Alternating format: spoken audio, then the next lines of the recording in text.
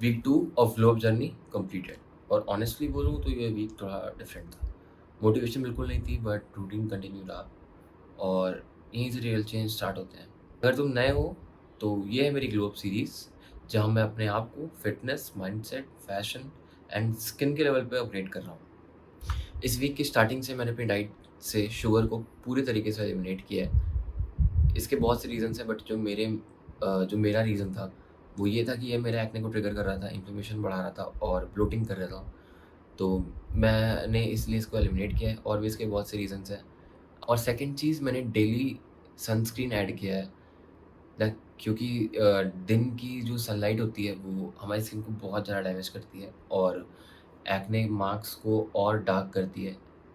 Basically dark करने का मतलब है कि सनलाइट में जब हम जाते हैं बिना सनस्क्रीन के तो वो हमारे मेलानिन प्रोडक्शन को इंक्रीज़ करती है। और अगर बिना सनस्क्रीन के बाहर निकल रहे हो भाई तो प्लीज़, अगर तुम्हें एक्ने है तो प्लीज़ सनस्क्रीन लगाओ। चाहे मुँह धुल के डायरेक्ट सनस्क्रीन लगा लो but please wear a sunscreen जब भी तुम घर से बाहर निकल रहे हो, क्योंकि ये तुम्हारे एक्ने को वर्स कर सकती है। डाइट का अपडेट दूँ तो मेरा इस वीक का daily protein intake minimum 80 grams था और मैंने कोई ऐसी फैंसी डाइट नहीं ली है, जस्ट घर का खाना खाया है, बस उसमें कुछ चीज़ें ऐड की थी। लंच में दही ऐड की थी एक्स्ट्रा और सुबह कभी-कभी बेसन का चीला खा लेता था, तो उससे मेरा स्टार्टिंग में ये प्रोटीन को बूस्ट मिल जाता था ना कि वो दिन भर में मुझे ज़्यादा हेक्टिक ना हो कि मुझे प्रोटीन कंप्लीट करना है, तो इसलिए मैं सुबह ही हाई प्रोटीन मील खाने का ट्राई कर रहा था। और जिस दिन बेसन का चीला नहीं खा पाया, उस दिन मैं खाता था दलिया, स्प्राउट्स और मिक्स सीड्स डाल देता था दलिया में।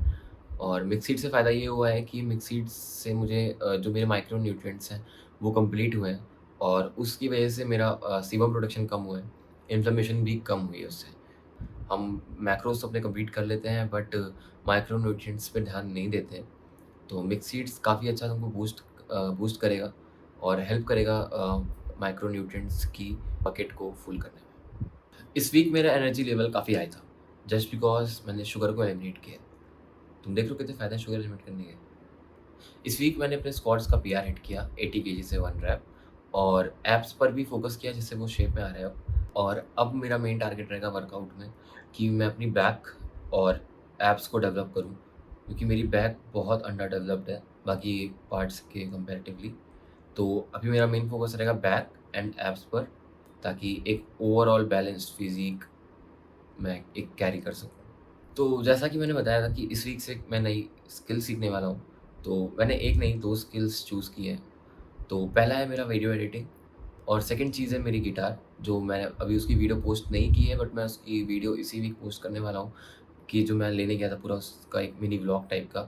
तो मैं उसको दिखा दूँगा और ये दोनों चीज़ें मैंने एकदम बिगिनर लेवल से स्टार्ट की है और टारगेट ये रहेगा कि इस सीरीज़ के एंड तक इन दोनों चीज़ों में मैं इंटरमीडिएट लेवल तक एंटर कर सकूँ।